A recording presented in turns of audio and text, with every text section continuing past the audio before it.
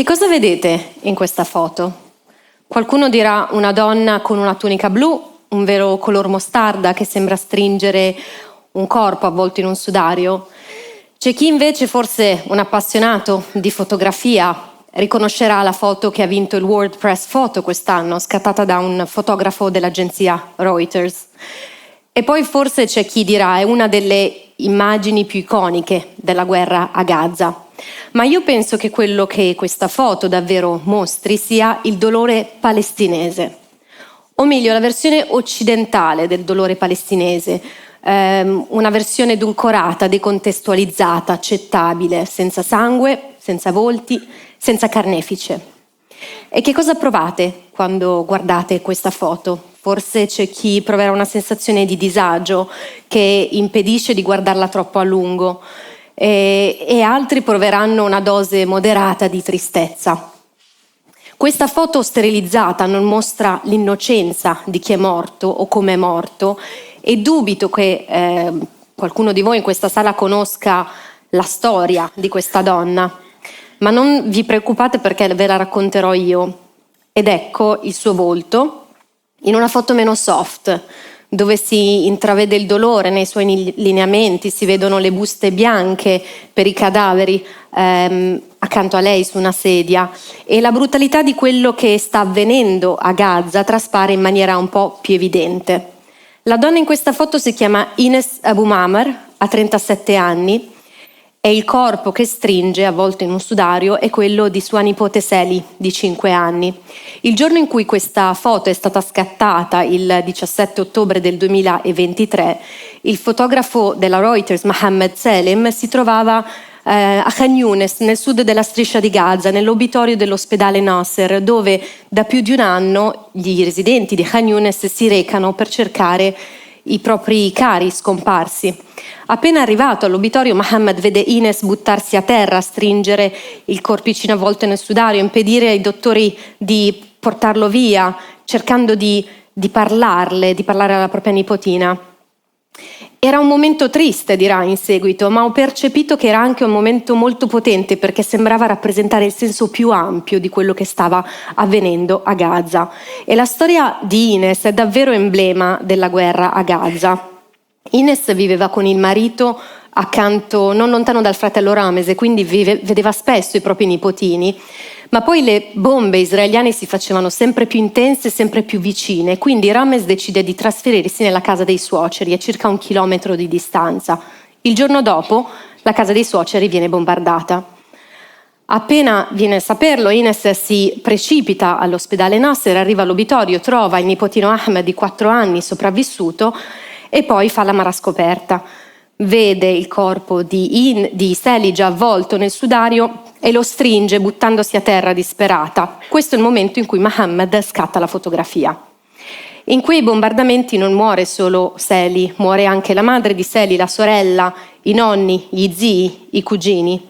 E Ines in questa guerra perderà anche mesi dopo la propria sorella, uccisa anche lei dai bombardamenti israeliani insieme ai suoi 4 figli. Vedete, di guerre che uccidono molti civili, che fanno strage di civili, ne abbiamo viste molte nel mondo arabo, ma di guerre che uccidono l'1% della popolazione infantile, quelle forse un po' meno spesso. E allora immaginiamoci 100.000 bambini italiani uccisi in modo violento. Immaginiamo 40.000 bambini che subiscono amputazioni, spesso senza anestesia. Immaginiamo migliaia di bambini scomparsi, alcuni sotto le macerie. Che cosa provate? Potrei mostrarvi tutti i numeri della guerra a Gaza, senza precedenti, mai così tanti giornalisti uccisi, mai così tanti operatori umanitari presi di mira, mai così tanti ospedali devastati sotto assedio. Ma è il momento di smettere di ridurre i palestinesi a dei numeri. E quindi oggi vi voglio parlare solo di storie e di persone. Ecco perché voglio raccontarvi di Hind. Hind ha 6 anni, ha un sorriso molto dolce, sogna di diventare una dottoressa. Vive a Tel El Hawa, un quartiere di Gaza City, e il 29 gennaio del 2024 sale su una Kia Picanto insieme ai suoi zii e ai suoi cugini. Stanno tutti scappando da Gaza City perché è invasa dalle forze israeliane. Poco dopo, Layen, la cugina quindicenne di Hend, chiama la Mezzaluna Rossa palestinese e dice: aiutateci, c'è un carro armato, hanno ucciso tutti, io e Hend siamo le uniche sopravvissute e siamo entrambe ferite. È una chiamata di circa 20 secondi, poi si sentono 64 colpi di arma da fuoco, tutto molto veloce, 6 secondi circa. Cade la linea, le ultime parole di Layen saranno: ci stanno sparando. Ora immaginatevi, siete Hend, avete 6 anni, siete l'unica persona sopravvissuta in quell'auto. La Mezzaluna Rossa palestinese chiama ancora, riuscite a parlare con Rana, un'operatrice telefonica, e le dite: sta venendo buio, ho paura, vieni a prendermi. Dopo circa 3 ore, Rana riesce finalmente a ottenere il permesso dalle autorità israeliane per mandare un'ambulanza. Ahmed e Youssef, 2 paramedici, partono dal vicino ospedale Al-Ehli e arrivano molto vicino alla stazione di benzina dove si trova la Kia Picanto. Ma non arriveranno mai a Hend. Hend viene ritrovata 2 settimane dopo, insieme ai suoi parenti uccisi, i corpi in via di decomposizione, e l'ambulanza viene trovata a soli 50 metri di distanza dall'automobile, così vicina a salvare Hend. E lì vengono trovati anche i corpi dei 2 paramedici. Questa è la Kia Picanto. Settimane dopo, mesi dopo, diverse organizzazioni investigative hanno poi confermato che è stato proprio l'esercito israeliano a uccidere Hend, i suoi familiari e anche i 2 paramedici. Eppure le autorità israeliane continuano a dire di investigare l'accaduto e la Casa Bianca si rifiuta di chiamare questo evento per quello che è, ovvero un crimine di guerra. E Gaza è diventata questo, è diventata una storia dell'orrore senza soluzione di continuità, dove quasi tutta la popolazione è sfollata, un luogo dove l'impunità regna sovrana e, secondo le Nazioni Unite, un cimitero di bambini. Il trauma per chi sopravvive è qualcosa di impensabile. Tutte le cose più tristi che ho visto nella mia vita e mi hanno segnata, come ad esempio i corpi di chi è stato ucciso dal terremoto in Turchia sotto le macerie, o i bambini che ho intervistato a Gaza nel 2022 che avevano perso 3 dita di una mano, la vista, la voglia di vivere, sembrano comunque nulla rispetto a quello che le donne palestinesi a Gaza stanno vivendo da più di un anno. Queste sono storie che magari sembrano molto lontane da noi, ma per cui non dovremmo far fatica come donne, ma soprattutto come esseri umani, a provare solidarietà, ad empatizzare. E quindi, da donna sia italiana che egiziana, a più di un anno dall'inizio del genocidio, non riesco a non chiedermi: perché non proviamo più empatia per le donne di Gaza?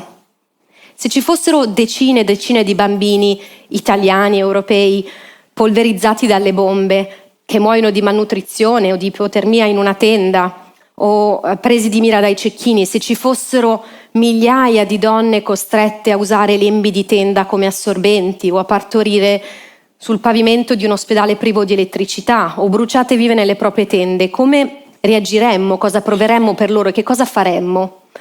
Gaza ormai è un orrore senza fine che scorgiamo nei social media, ma che i nostri media mainstream si guardano bene dal raccontarci, dal mostrarci. Basti pensare al modo in cui ci hanno raccontato la storia di Hend. Il Corriere, ad esempio, ha titolato "Trovata morta Hend, uccisa dall'esercito israeliano, ma virgolettato". La Repubblica invece si supera, per loro addirittura Hend è stata misteriosamente inghiottita dalla guerra, qui il carnefice proprio scompare. Ma nonostante questo ruolo censurante dei mass media, che alcuni hanno descritto quasi come ruolo di scorta mediatica del genocidio, oggi nessuno può fingere di non sapere che più di 45.000 persone sono state uccise a Gaza, di cui il 70% donne e bambini. E dunque la domanda è semplice: come individui e come collettività, come agiamo quando vediamo queste immagini? Siamo in grado di avere sensibilità interculturale? Forse per rispondere dobbiamo fare un passo indietro e chiederci che cos'è però l'empatia, come funziona. Sono gli anni 90 quando dei ricercatori all'Università di Parma scoprono queste cellule nervose che chiameranno neuroni specchio, osservando la corteccia premotoria delle scimmie, rendendosi conto che questi neuroni si attivavano non solo quando la scimmia svolgeva un'azione come afferrare un oggetto, ma anche quando osservava qualcun altro svolgere la stessa azione. E pare che questi neuroni abbiano un ruolo anche nella forma più importante dell'intelligenza emotiva, ovvero l'empatia. Quindi quello che succede è che osservando quello che accade agli altri si attiva in noi la stessa risposta neuronale che proveremmo qualora fossimo noi in prima persona a vivere quegli stati d'animo. Quindi dobbiamo pensare all'empatia come ad uno specchio che ci permette di vedere noi stessi negli altri, che ci aiuta a metterci nei loro panni, a guardare il mondo con i loro occhi. E se provare empatia significa questo, è chiaro che è un esercizio che dovrebbe riuscire a tutti noi in questa stanza. Il problema però è che è troppo facile provare empatia per persone che assomigliano a noi. La reale sfida dell'empatia sta nella capacità di accettare che l'altro sia diverso. In altre parole, l'empatia etnocentrica, quella per cui proviamo solidarietà e ci precipitiamo ad aiutare i rifugiati ucraini perché sono biondi, hanno la pelle bianca, ci assomigliano, ma poi per le donne palestinesi di Gaza, della Cisgiordania, stuprate, uccise, non abbiamo neanche una parola di solidarietà, quella serve a ben poco. Per superare la politica del noi contro loro, l'unica via di uscita invece è guardare all'umanità che c'è nell'altro. Riconoscere ciò che condividiamo con persone che a prima vista potrebbero sembrare molto diverse da noi. E per farlo dobbiamo uscire dal nostro orizzonte culturale, dobbiamo decolonizzare la nostra empatia. E parlo con tutti voi, ma anche e soprattutto con le vaste schiere di cosiddette femministe occidentali che per le donne iraniane che si tolgono il velo si precipitano a tagliarsi una ciocca di capelli su Instagram, a scrivere editoriali, ma poi per le donne palestinesi di Gaza o della Cisgiordania non hanno neanche una parola di solidarietà, chissà, forse perché loro invece il velo se lo tengono. E questo è un problema che le femministe arabe identificano molto presto. Già negli anni '20, pensate, le suffragette egiziane decisero di distanziarsi dalle femministe occidentali perché per queste ultime la lotta all'imperialismo non era una priorità. Nel 1985 invece alla conferenza dell'ONU per i diritti delle donne l'americana Betty Friedan si avvicina all'attivista egiziana Nawal Saadawi e le dice: per favore su quel palco non parlare di Palestina perché questa è una conferenza sulle donne, non è una conferenza politica. La risposta di Saadawi sarà: ma come possiamo parlare della liberazione delle donne palestinesi senza parlare del loro diritto ad avere una terra in cui vivere? E l'imperialismo è una questione femminista, perciò anche la Palestina è una questione femminista, anche se le donne palestinesi sono spesso state invisibili agli occhi degli occidentali o peggio viste sotto una lente orientalista. Edward Said il primo a parlare di orientalismo nel 1978, ma questa dinamica nasce molto prima e tristemente riguarda non solo le donne arabe, ma tutte le donne razzializzate. Pensate a Pocahontas. Pocahontas è una donna esistita davvero, ma come altre donne vittime del sistema coloniale e imperialista è rimasta succube del mito, sessualizzata e stereotipata fino a rendere la sua storia praticamente riconoscibile. Nel film Disney, che avrete visto tutti, Pocahontas è una creatura mistica che parla con gli animali e si innamora di John Smith, a cui salva la vita, accettando l'inevitabilità della civilizzazione bianca. Nella realtà, però, Pocahontas aveva solo 10 anni quando John Smith salpò a Jamestown in Virginia. Non avranno mai una relazione sessuale ed è molto improbabile che gli abbia salvato la vita. Vi dirò di più, è vero che Pocahontas finì per sposarsi con un uomo bianco, ma solo perché fu rapita e tenuta in cattività per più di un anno, durante il quale è probabile che subì anche violenze sessuali. Dopo la conversione al cristianesimo, Pocahontas diventò poi un esempio virtuoso di nativo civilizzato. Perché vi racconto di Pocahontas? Perché è il classico esempio di donna indigena rappresentata come un simbolo sessuale passivo. E questo cartone, che ahimè anche io ho adorato da piccola, in realtà legittima l'idea di una società bianca superiore che conquista, assimila e distrugge la cultura indigena civilizzandola. E lo stesso identico trattamento è stato riservato alle donne arabe e musulmane, che negli anni del colonialismo venivano rappresentate come oggetti sessuali e oggi invece all'esatto opposto come donne frigide, represse sessualmente, schiave, sottomesse, da liberare o minchione, come le definiva Oriana Fallaci. E il mondo arabo appare sotto la lente orientalista come intrinsecamente violento, così poco evoluto da non avere neanche il diritto di autodefinirsi. Pensate, il termine Medio Oriente, che usiamo tutt'oggi, in realtà è un costrutto delle potenze coloniali.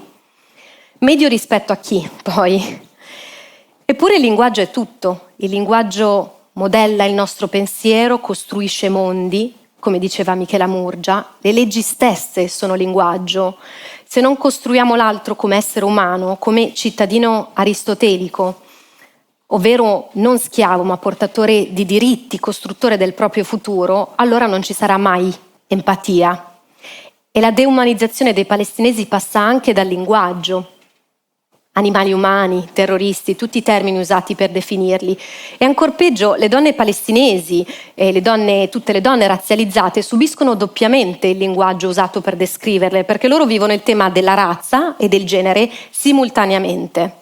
E allora pensiamo a questi molteplici strati di oppressione quando guardiamo queste immagini da Gaza. In queste due foto ci sono due donne che hanno entrambe subito un orribile trauma. Noa a sinistra è una ragazza israeliana di 29 anni che è sopravvissuta per miracolo alla violenza dei militanti di Hamas il 7 ottobre al Nova Festival, mentre Ines a destra ha perso la sua intera famiglia, il suo intero futuro in una Gaza completamente annientata. Qual è però la differenza? Una sembra assomigliarvi un po' di più, l'altra no. E allora non posso fare a meno di chiedermi, forse il fatto che Ines non sia bionda, dalla pelle bianca, forse il fatto che porti un velo e una tunica vi impedisce di provare lo stesso oltraggio che invece provereste se fosse una ragazza israeliana al Nova Festival. E quindi cosa davvero vedete in questa foto? Io vedo una donna che ha dovuto subire non solo il genocidio, ma anche e soprattutto la violenza suprematista bianca che colonizza la Palestina da quando Sykes e Picot, un uomo francese e un uomo inglese, tracciarono i confini del cosiddetto Medio Oriente in una stanza. Vedo una donna che subisce il patriarcato sia arabo e palestinese che quello occidentale, bianco, ma soprattutto subisce il silenzio di milioni di donne, di femministe che sono indifferenti al suo dolore, che non empatizzano. Oggi sono qui a dirvi che l'immagine del dolore palestinese deve fare la differenza. E il problema dell'empatia ci riguarda tutti, riguarda ogni donna qui che potrebbe essere Ines in quell'obitorio o Sally in quel sudario, ogni marito, ogni fratello che potrebbero essere in quello stesso ospedale in cerca dei propri familiari. E allora la mia richiesta per ognuno di voi è che torniate a casa stasera con i neuroni dell'empatia accesi. E anche se non vi sembra molto, che proviate a parlare ai vostri amici, al vostro compagno, a chi non usa i social media, insomma a chi volete, ma soprattutto a chi preferisce non saperne nulla. E proviate a mostrare il dolore palestinese là dove non arriva, ad attivare anche la loro di empatia. Raccontate loro di Pocahontas, delle donne a Gaza costrette a usare lembi di tenda come assorbenti. Raccontate loro di Hind e di Ines, fatelo per loro, ma fatelo anche e soprattutto per voi stessi. L'attivista per i diritti civili Maya Angelou diceva: tutti possediamo l'empatia, ma non tutti abbiamo il coraggio di metterla in pratica. Sono qui a chiedervi di avere il coraggio di praticare questa forza radicale, trasformativa, e di fare la vostra parte, nonostante le conseguenze. Forse perderete degli amici o vi sentirete rispondere come all'attivista Nawal Saadawi: no, per favore non parliamo di politica, ma sentire il dolore degli altri, trasformarlo in una forza che vi spinge ad agire, a creare comunità, non vi rende politici, vi rende solo umani. Grazie.